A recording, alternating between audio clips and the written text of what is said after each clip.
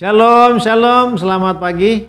Kita bertemu kembali dalam program Renungan Pagi Gereja Maksudtan Hari ke-7 Jemaat Argapura pada hari Selasa, tanggal 27 Oktober 2020. Judul pagi hari ini, renungan kita pada pagi ini adalah Dari Bait Suci Dunia ke Bait Suci Surgawi. Ayat kita terdapat dalam Matius 27 ayat 51. Tabir bait suci terbelah dua dari atas sampai ke bawah. Renungan kita terambil dari Alfa dan Omega jilid 5 halaman 166-167 yang ditulis oleh Nyonya Ellen G. White. Sebelum kita lanjutkan, mari kita satu di dalam doa. Bapa di surga, kami bersyukur dan terima kasih segala berkat yang Tuhan berikan bagi kami, perlindungan, keselamatan, damai sejahtera dari surga menjadi bagian kami. Kami dapat beristirahat dengan tenang, bangun pada pagi hari dengan tubuh yang diberkati. Saat ini kami akan mendengarkan firman-Mu. Kiranya kuasa Roh Kudus-Mu akan menjadi bagian kami, sehingga firman Tuhan yang kami dengarkan akan menjadi kekuatan iman bagi kami. Berkati ibadah kami ini sampai berakhir dengan baik, di dalam nama Yesus Tuhan dan Juru Selamat kami. Amin. Sekali lagi saya akan bacakan ayat kita di dalam Matius 27 ayat 51. Tabir bait suci terbelah dua dari atas sampai ke bawah. Oleh jasa kematian dan kebangkitannya, ia atau Yesus menjadi pelayan tempat kudus, yaitu di dalam kemah sejati yang didirikan oleh Tuhan dan bukan oleh manusia. Ibrani 8 ayat 2. Manusia memelihara rumah ibadah Yahudi. Manusia membangun bait suci Yahudi. Tetapi bait suci yang di surga, yang dilambangkan bait suci di dunia ini, tidak dibangun oleh arsitek manusia. Inilah orang yang bernama Tunas. Dialah yang akan mendirikan bait Tuhan, dan dialah yang akan mendapat keagungan dan akan duduk memerintah di atas takhtanya. Di sebelah kanannya akan ada seorang imam, dan permufakatan tentang damai akan ada di antara mereka berdua. Sakaria 6 ayat 12 dan 13. Saudara-saudaraku yang kekasih, oleh jasa kematian dan kebangkitan, ia menjadi pelayan tempat kudus. Kenapa dari bait suci dunia ini ke bait suci surgawi? Kalau kita lihat ayat kita, tabir bait suci terbelah dua dari atas sampai ke bawah. Dan itulah menunjukkan bahwa pengorbanan Yesus sudah terjadi. Lambang-lambang upacara untuk pengorbanan Yesus itu di dunia ini sudah tidak ada lagi atau ditiadakan lagi. Sehingga manusia yang membangun akan bait suci di bumi ini merupakan satu lambang atau satu fotokopi bait suci yang ada di surga. Tidak dibangun oleh arsitek manusia, tetapi dibangun oleh Yesus sendiri. Upacara korban yang menunjuk kepada Kristus sudah lalu, akan tetapi mata manusia dialihkan kepada korban yang benar untuk dosa-dosa dunia. Keimamatan duniawi berhenti, tetapi kita memandang kepada Yesus pelaku perjanjian baru itu, serta kepada darah pemercikan yang berbicara lebih kuat daripada darah Habel. Jalan ke tempat yang kudus itu belum terbuka selama kemah yang pertama itu masih ada. Tetapi Kristus telah datang sebagai imam besar untuk hal-hal yang baik yang akan datang. Ia telah melintasi kemah yang lebih besar dan yang lebih sempurna, yang bukan dibuat oleh tangan manusia, tetapi dengan membawa darahnya sendiri, dan dengan itu ia telah mendapat kelepasan yang kekal. Ibrani 12 ayat 24 dan 9 ayat 8 sampai 12. Jadi saudara, upacara korban yang menunjuk kepada Kristus itu sudah lalu. Oleh karena pengorbanan kematian Yesus. Sehingga dengan demikian maka pengorbanan atau korban yang benar itu sudah dialihkan. Dan keimamatan dunia ini berhenti. Sehingga kita bisa memandang kepada Yesus yaitu pelaku perjanjian baru itu. Jadi karena darah pemercikan yang dipercikan di bait suci maupun di bait maha suci, maka itu lebih kuat daripada darah Habil, saudara. Jadi jalan ke tempat yang kudus telah itu belum terbuka selama kemah yang pertama itu masih ada. Tetapi karena Kristus sudah datang, dia sebagai imam besar untuk hal-hal yang baik akan datang. Dan ini yang memberikan bagi kita manusia, kita akan dibuat menjadi, atau dengan kata lain, kita mempunyai kemampuan untuk datang kepada siapa? Kepada Yesus, oleh karena dia sudah mati di kayu salib. Karena itu ia sanggup juga menyelamatkan dengan sempurna semua orang yang oleh dia datang kepada Allah.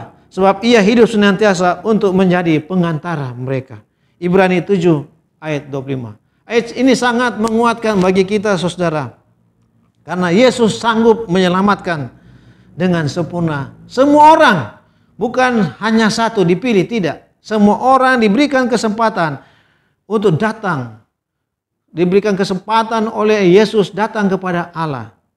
Sebab ia hidup senantiasa untuk menjadi pengantara bagi kita masing-masing.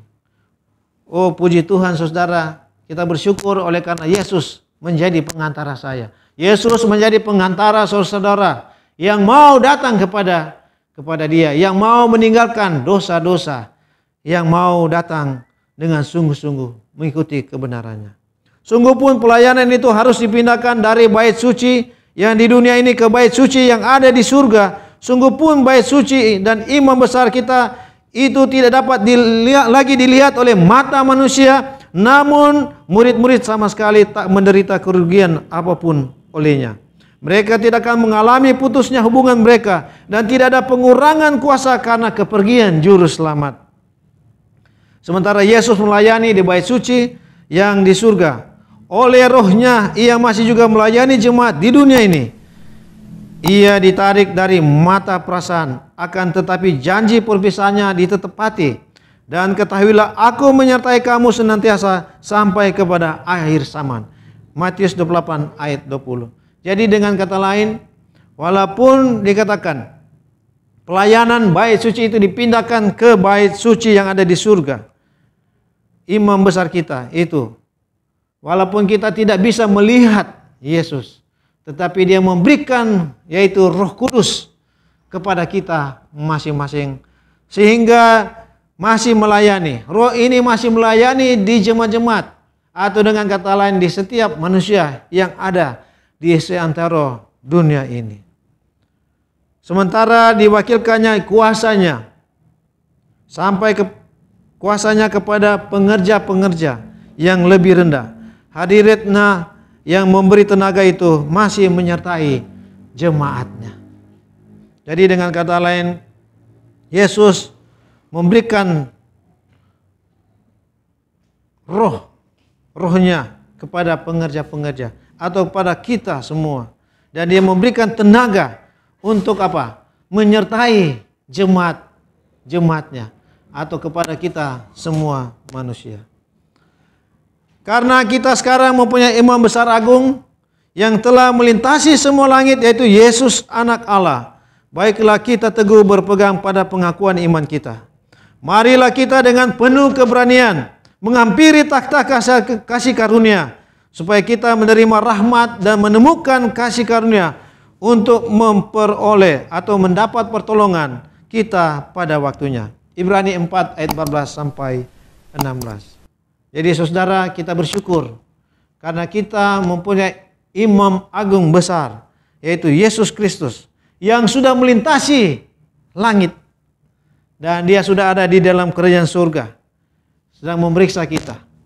Ya, marilah kita saudara, dikatakan ayat ini, dengan penuh keberanian menghampiri takhta kasih karunia, supaya kita akan menerima rahmat dan menemukan kasih karunia untuk memperoleh pertolongan kita pada waktunya.